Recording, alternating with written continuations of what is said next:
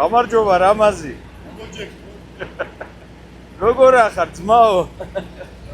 შეგეგონა ვერ მოგაგნებდი?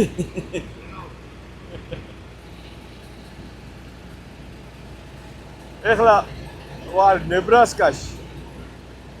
აი 80-ზე და მივდივარ ვესტით. რამაზი ისტით მოდის და ნებრასკაში გადავეკვეთეთ ერთმანეთს პაილოტის ტრაკსტაბზე. შევხვდით.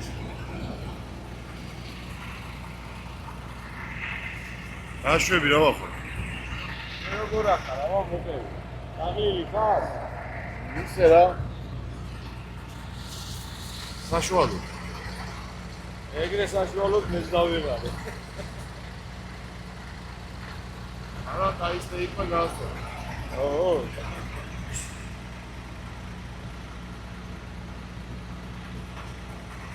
გახდება მუშაობა არის? არის, მაგრამ ცოტა პანიკებია ხო იცი ახლა. სიდიელებთან დაკავშირებით. ო, ნუ ეს კანონი გასაგებია რა. შიში დადის ხალხი შიში. ნორმა გააჩერა. აჩერეს რაკეტი და მასახსახურდები. ამ კანონთან დაკავშირებით? ბოლომდე არ არის გარკვეული და ნახოთ აბა რა იქნება. მანე ბარათებს იყვენო. სიდიელის როლებზე. არის. კიპონი. კაინაჭერია. შეჭამ ახლა მაგას მოერევი? აბა რას ვიზარ რა? რა ისე ვარ დაღლილი. აბა რას ვუზავ ბიჭო?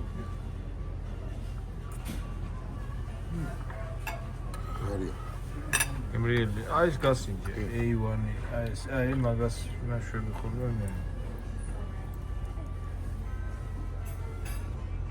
მოშიებულზე? ცხარია ეს? არ არის ცხარი, კაი. ეს ცოტას ის დანარჩენები ვიცი რაც არის. აი ესენი არის რაც არის გამოკრული. ჩვენ გვეგონა ლუდი. რო დავაკვირდით კარგად, ეს ყოფილა, ანუ აქ რაც ცნობილი გესტეიშენები, ანუ საწვავის წარმოებელი კომპანიები თუ ასე ვთქვათ, აი შევრონი, გალფი და ასე შემდეგ, იმათი ის არის. აბრევიატურები რა, ერთი სიტყვით რა. ხო და რო უთხარით, ლუდი მოგვიტანეთ თუ გითხრეს თუ გინდათ დიზელს ჩამოგისხავთ, ხო რამას?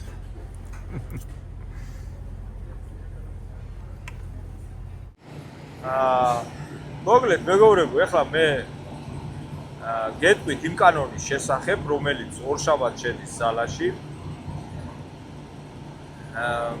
რომელმაც საკმაოდ დიდი პანიკა გამოიწვია ტრაილერის მძღოლებში და ეს პანიკა ფლად უსაფუძვლოც არ არის. რადგან კანონი მართლაც სერიოზულია, რომელიც უკვე მიიღეს. ეს ეხება მხოლოდ CDL-ის მართვის მოწმობის მქონე მძღოლებს და ასევე მათ, ვისაც სურს მომავალში აიღოს CDL-ის მართვის მოწმობა. ამ კანონის თანახმად ვერ აიღებს CDL-ს ვერც ერთი ადამიანი თუ არ ფლობს მწვანე ბარათს, ან არ არის ამერიკის მოქალაქე, ან შესაბამისად უნდა გქონდეს ქვეყანაში ლეგალური სტატუსი. ანუ რას ნიშნავს ლეგალური სტატუსი? უნდა იყოს მოქმედი სამუშაო ვიზი. სხვა შემთხვევაში CDL-ის მართვის მოწმობას ვერ აიღებს. მაგრამ ყველაზე დიდი მითქმა-მოთქმა რამაც გამოიწვია მძღოლებში ეს არის აი იმათ რაეშველებად, ვინც ამჟამად მუშაობს ისე რომ დაუშვათ მხოლოდ work authorization-ი აქვს და social-ი და ამის საფუძველზე აქვს აღებული CDL-ის მართვის მოწმობა და აი რა ხდება ამ შემთხვევაში. ეხლა მე უამრავ ინფორმაციას მოусმინეთ ამ ინფორმაციით ახლა მე რაც გავიგე არის ის რომ ამ ძღოლებს ჯერჯერობით არაფერი არ შეეხებათ ჩვეულებრივ გააგრძელებენ მუშაობას როგორც მუშაობდნენ მანამდე სანამ არ გაუვათ ვადა work authorization-ზე რომ გაუვათ ვადა ანუ ეხლა როგორ არის მართვის მოწმობაზეც იგივე ვადაა რაც work authorization-ს აქვს ამიტომ ერთნაირად არის ერთს თუ გაუვა ვადა მეორესაც ვადა გადის აი შემდეგ გაგრძელებაზე როდესაც მივლენ აი იქ შეექმნებათ პრობლემები და მოსთხოვენ ან მწვანე ბარათს ან ლეგალურ სტატუსს ანუ სამუშაო ვიზას თუ ვერ წარადგენს ამ შემთხვევაში არ გაუგრძელებენ მართვის მოწმობას და ჩათვალეთ რომ დაემშვიდობებიან CDL-ის მართვის მოწმობას. ეს კანონი აქვს მიღებული, რომელიც ორშაბათს შედის უკვე ძალაში. გარდა ამისა, მიუხედავად იმისა, რომ ასეთ ძღოლებს, რომლებიც მხოლოდ დღეს მუშაობენ work authorization-ით და ასე აქვს CDL-ები აღებული, მაინც არის საშიშროება და რასთან დაკავშირებით.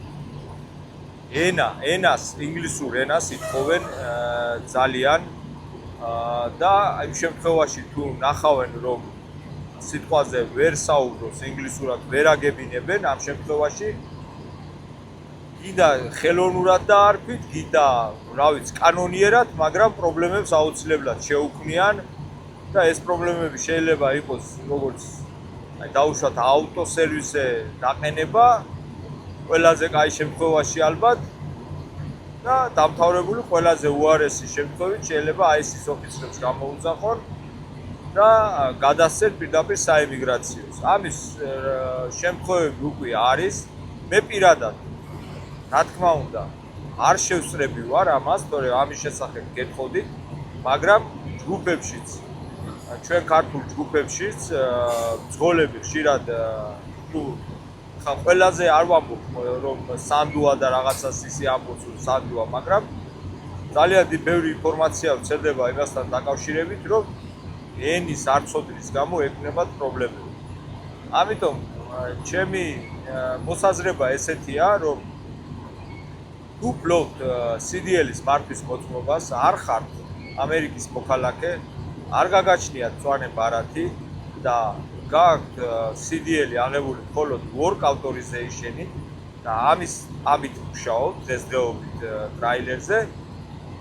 უბრალოდ იყავით ძალიან ხილად მე გულისხმობ იმას, რომ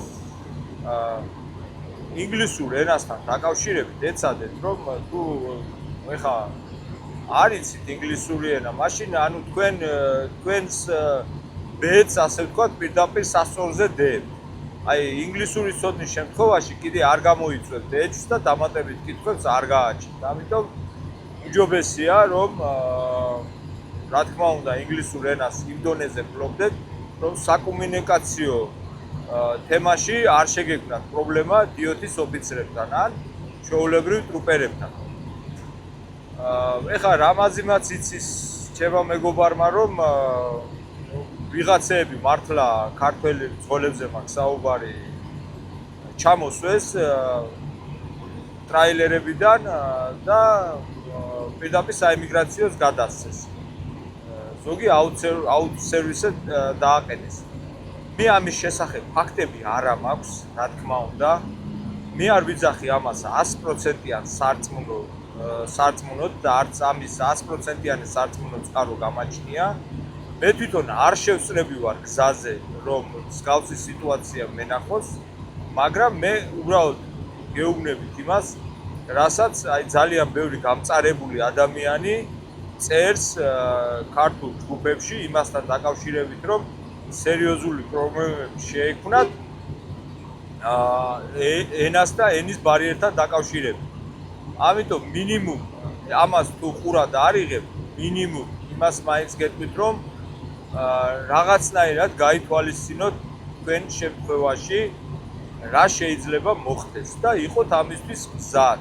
მეტი არავის არ ვაპანიკებ, რა თქმა უნდა, არავის არ უშლი ხელს მუშაობაში, პირიქით მინდა რომ ყველა მშვიდად და წყნარად იმუშაოს, ყველა შრომისთვის არის აქ ჩამოსული არავის სამუშაოს ერთმანეთს არ ართმევს, რა თქმა უნდა, ვერც ჩვენ ამერიკის რესურსს ვერ ამოვწურავთ, ვიმუშაოთ წყნარად, ყველას მშვიდობიან გზებს გისურვებთ, მაგრამ ვინაიდან უკვე ესეთი გამკაცრებული კანონი შემოვიდა, ამ კანონთან დაკავშირებით მომავალში კიდე გამოჩნდება, რა თქმა უნდა, რა განვითარება მოყვება, მაგრამ მანამდე ვიდრე საბოლოოდ დავწმუნდებით, რომ რა სახის კანონია და ვის ეხება ზუსტად, უბრალოდ ჩემი მოწოდება იქნება, რომ ის ხალხი, ვისაც არ გააჩნია მწვანე ბარათი ან არ არის მოქალაქე, სიფრთხილით მოეკიდოს ამ ინფორმაციას და პანიკა რა თქმა უნდა საჭირო არ არის, მაგრამ სიფრთხილეს უბრალოდ თავი არ სტკივა. სულ ეს იყო, რაც ამ კანონთან დაკავშირებით მინდა მეთქვა და იმედია, რომ არავის პრობლემა არ შეგექმნებათ, ყველა მშვიდობიანად დივლით და თქვენ საქმეს გააკეთებთ. ვაიომინგში გავჩერდი ახლა პერიოდულად. ვათვალიერებ ხოლმე ტვირთს და ტრაქსაც, რომ ტრაილერს რომ რამე პრობლემა არ იყოს. ეს ახალი საბურავები შევიძინე ჩიკაგოში. აი ამ საბურავებში გადავიხადე, ესენია დაბლკოინები. $2900 თავისი ინსტალაციით დაყენებით. და ამაზე უფრო ნაკლები ხარისხის საბურავები ტრაქსტაპებზე რომ შევდიოდი და ვკითხულობდი, თავის ინსტალაციით ღირდა $4800. წარმოიდგინეთ, რომ თითქმის $2000-ით მეტი ღირს ტრაქსტაპებზე. ამიტომ არავის არ ურჩევ, რომ იქ შეცვალონ საბურავები. ჯობია ყველაზე იაფად ჩიკაგოშია. სადაც არ უნდა იკითხოთ, ყველგან არის რა. ტრაილერის საბურავები ნორმალურია.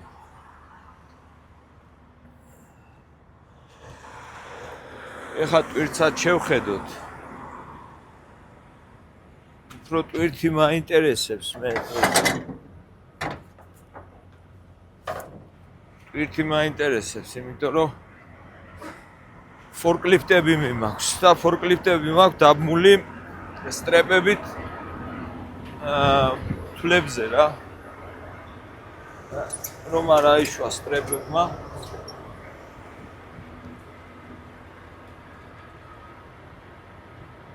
ეს ფორკლიფტები წამოვიღე.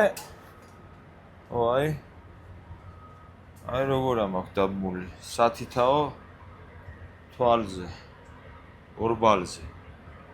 ეს ფორკლიფტები წამოვიღე ინდიანადან, ინდიანაპოლისთან არის ახლოს ამის ძალიან დიდი ვერჰაუსი, სადაც ეს ფორკლიფტები იწყობა, სულ ახლები, ტოიოტას ვერჰაუსია და შემდეგ უკვე იყიდება იმ ქარხნიდან. ეხლა ესენი, ეს ფორკლიფტები მიმაქვს აიდაჰოში უნდა დავცალო. ეს ორი ეს პატარა ეს ხელის ფორკლიფტია რა, ანუ ამას ხელით მართავენ. 1 2 3 ფორკლიფტი. 3 არა, 4. აიდაჰოში იცლება და ის ბოლო ფორკლიფტი მიდის უკვე პასკოში, ვაშინგტონი. ასე რომ ხვალ არის ორშაბათი, ორშაბათს ვერ ვასწრებ ფიზიკურად, იმიტომ რომ 4 ადგილას მაქვს მისატანი, ამიტომ სამშაბათს მორჩები ამ trips. ესე იგი, ისე რა კარგებია რა. ეს ფორკლიფტები წამოვიღე, როგორც გითხარით, ინდიანაპოლისიდან და გასავლელი მაქვს 2200 მაილი, აქედან უკვე ნახევარზე მეტი გავლილი მაქვს, რა თქმა უნდა. იხდიან $6000 და აქვე ახლა ერთ რაღაცას დავამატებ რა. მე როცა ვასახელებ ციფრებს, რომ ამდენს იხდიან და ამდენია გადახდა, ეს არ ნიშნავს, რომ ეს $6000 ზოგიერთებისთვის მაინც გაუგებარი დარჩა. ეს $6000 არ ნიშნავს, რომ მთლიანად ჩემია, იმიტომ რომ აქედან 12% მიაქვს კომპანიას დისპეჩერის ფული, ასევე ამ მაგას აკდება კომპანიის ხარჯების ფული. სადღაც დაახლოებით, ანუ მთლიანი გროსიდან, როგორც ოუნერს, ანუ კვირის გროსი რაც გამოდის, როგორც ოუნერს, ხელფასის სახით, ანუ გამომუშავების სახით დაახლოებით 60% რჩება. 60%. აი დაუშვათ სიტყვაზე არის 10,000-იანი გროსი, 10,000-იან გროში უნდა ანგარიშო, რომ სადღაც 60%, ანუ $6,000-მდე დარჩება, მაგრამ ამას რო აიღებ, მე უკვე შენი ხარჯები იწყება. მაგრამ ასე აიღებ რა, ასე თქვა. ოუნერებზე მაქვს საუბარი და რაც შეეხება მძღოლებს, უკვე მძღოლების სიტუაცია ცოტა შეიცვალა ეხლა, იცით რომ ორშაბათიდან ახალი კანონი შემოდის, ძალიან ამკაცრებენ ტრანსპორტის სამინისტრო CDL-ების მიმართ ძალიან პრეტენზიები აქვს, ვინც არ არის მოქალაქე და ვისაც მწვანე-ბარათი არ აქვს, ამაზე უკვე ვილაპარაკე და მოკლედ, მოდი ასე გავაკეთოთ ახლა. უამრავი ინფორმაცია არის ინტერნეტში ამის შესახებ. ხო და ინფორმაცია ერთია და რა მოხდება რეალობაში, ეს არის მეორე. ეხლა მე ყველგან დავდივარ, ყველა შტატში თითქმის არის, მოხვდები სადღაც ან ოკლაჰომაში, ან რავი, კანზასში, ან ისეთ ადგილებში, სადაც უფრო ტეხასში, ფლორიდაში ვიყავი და არაფერი არ ხდებოდა, სადაც უფრო შეიძლება ველოდოთ, რომ იყოს გზებზე ჩეკპოინტები, ასევე შეიძლება way station-ებზეც იყოს შემოწმებები, დიდი ალბათობით და თუ ასეთ სიტუაციაში მოხვდი, აუცილებლად გეტყვით ამის შესახებ, რომ რა ვითარებაა, რას კითხულობენ, როგორ კითხულობენ, ვის ეძებენ, რას ეძებენ და ასე შემდეგ. არ მინდა რომ ვინმე დაპანიკდეს, არ მინდა რომ ვინმე შეშინდეს, მაგრამ ძალიან ყურადსაღები ინფორმაციაა მართლა, იმიტომ რომ კანონი შეიცვალა, ტრანსპორტის სამინისტრომ შეცვალა კანონი და ძალიან გაამკაცრა მიდგომა CDL-ების მიმართ და ეხლა ვინ შეხვდება, როგორ შეხვდება, საიდან რას კითხავს და როგორ იქნება, ეს უკვე ძალიან ინდივიდუალურია და ვერავინ ვერ იტყვის იმას, რომ აი მე გავიარე და არაფერი არ იყო, მაგრამ შეიძლება გამოიაროს მეორემ და იმას შეექმნას პრობლემა. ასე რომ საერთო სურათი რაც იქნება, ამ საერთო სურათს მე ახლა ნახან დავდივარ ხშირად მიწევს სიარული ძალიან ბევრ შტატში, გავს სიტუაციაში ჯერ არ აღმოჩენილ ვარ, მე თვითონ არ მინახავს და თუ აღმოჩნდი აუცილებლად გეტყვით ამის შესახებ, თუ როგორი სიტუაციაა.